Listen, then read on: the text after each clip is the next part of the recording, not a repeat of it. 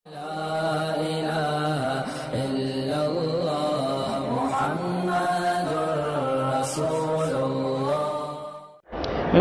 میں لوگ حلیم وغیرہ نیاز کرتے ہیں، یہ بالکل بدعت ہے، ناجائز ہے، بالکل نہیں کھانی چاہیے۔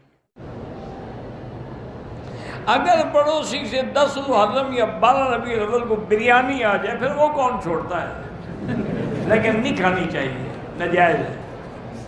محمد زبیر صاحب کا اگلا سوال ہے اور وہ یہ پوچھتے ہیں محرم الحرام کے مہینے میں شوقیہ حلیم پکانا کھانا جائز ہے؟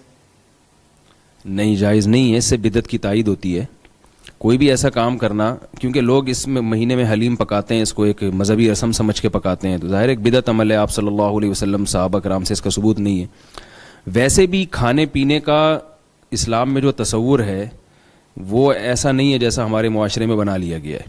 آپ صلی اللہ علیہ وسلم کھانے پینے میں بہت قناعت سے کام لیتے تھے، اور آپ صلی اللہ علیہ وسلم نے فرمایا بدترین برتن جو ہے نا بھرنے کے لحاظ سے وہ انسان کا معدہ ہے۔ تو ہم دیکھتے ہیں کہ نبی صلی اللہ علیہ وسلم کی سیرت کھانے پینے کے معاملے میں قناعت ہے۔ اسلام میں روزہ عبادت ہے، کھانا عبادت نہیں ہے، اور حلیم تو بڑی بھاری بھرکم چیز ہوتی ہے، اس کو پکانے میں کتنا ٹائم لگتا ہے، پوری رات دیگوں میں چمچے ہلانے پڑتے ہیں، تو ٹائم کا ضیاع ہے۔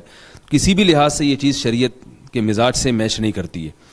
تو اگر آپ کی نیت انٹرٹینمنٹ ہے، محض ایک تفریح ہے، تو تفریح آپ سفر میں کیوں نہیں کر رہے، ربیع الاول کے مہینے میں کیوں نہیں کر رہے؟ تفریح تو جائز ہے، تفریح میں تو کوئی حرج نہیں ہے، لیکن محرم میں کرنا یا تو آپ کی نیت میں فساد ہے، یا یہ کہ آپ کی نیت ٹھیک ہے مگر نتیجہ کیا نکل رہا ہے کہ جو اس مہینے میں محرم پکاتے ہیں ان کے عمل کی تائید ہوتی، جو محرم کے مہینے میں حلیم پکاتے ہیں ان کے عمل کی تائید ہو رہی ہے، تو اپنے قول و عمل سے ایک بری رسم کی نفی کرنی چاہیے، اس کی تائید نہیں کرنی چاہیے، اس لیے نہیں کرنا چاہیے محرم میں۔ بعض لوگ مجھ سے مسئلہ پوچھ رہے ہیں دلیم کھانا جائز ہے یا نہیں؟ دلیم کھانا، میں حیران، یہ دلیم کیا چیز ہوتی ہے؟ مسئلہ پوچھ رہے ہیں کہ دلیم کھانا جائز ہے یا نہیں۔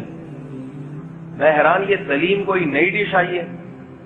پتا چلا کہ جی حلیم کو کیا کہتے ہیں؟ دلیم۔ بھائی آج تک تو بچپن سے ہم نے یہی سنا تھا کہ حلیم ہوتا ہے، یہ دلیم کہاں سے نکالا؟ تو کہتے ہیں حلیم چونکہ اللہ کے ناموں میں سے ایک نام ہے اس لیے حلیم کو ہم دلیم کہیں گے۔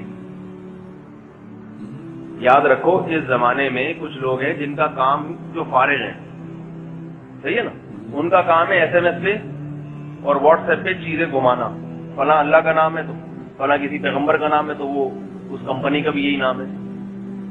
ایک دفعہ ہم نے اپنے بچوں میں سے کسی سے کہا کہ بھائی سمت بانڈ لگا دو اس پہ، وہ کہہ رہے سمت بانڈ نہیں ہوتا، عبد الصمد بانڈ ہوتا ہے۔ سمت بانڈ ہے نا، اس نے کہیں سنا ہوا تھا کہ اللہ کے ناموں میں سے ہر نام کے ساتھ عبد لگانا ضروری ہے۔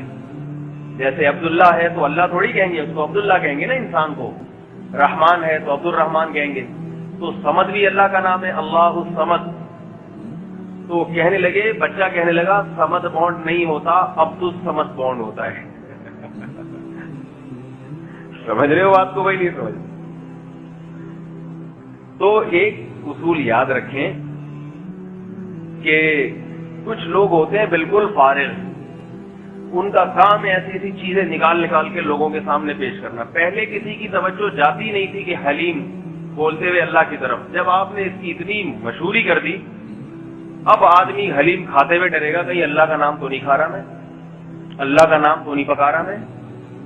یہ فہمی لوگوں کی باتیں ہوتی ہیں، ان کا علمیت سے کوئی تعلق نہیں ہے۔ حلیم کو حلیم جب کہتے ہیں تو اللہ کے نام کی طرف کسی کا بھی دماغ نہیں جاتا، اور جب اللہ کا نام حلیم ہے وہ حلم سے، حلم بردباری، جب اللہ کی صفت حلیم بیان ہوتی ہے تو سیاق و سباق کے لحاظ سے اس میں کسی کی توجہ بھی دیگ کی طرف نہیں جاتی۔ اس لیے خامخواہ میں لوگوں کو اتنی مشکل میں ڈالنا، حلیم پکانا اتنا مشکل نہیں ہو رہا جتنا اس کو ڈیفائن کرنا مشکل ہو گیا ہے۔ دلیم کیا بول رہا ہے بھائی؟ تو دلیم کیا ہوتا ہے؟ اس کی کوئی حقیقت نہیں ہے کہ ایک نام اگر اللہ کے ناموں میں سے ہے تو وہ نام جو دوسری جگہ استعمال ہو رہا ہے یہ کہنا غلط ہے، وہ نام نہیں استعمال ہو رہا، بلکہ اس ڈش کے لیے ایک الگ نام ہے جو اتفاق سے اس جیسا ہو گیا، دونوں کی الگ حیثیت ہے۔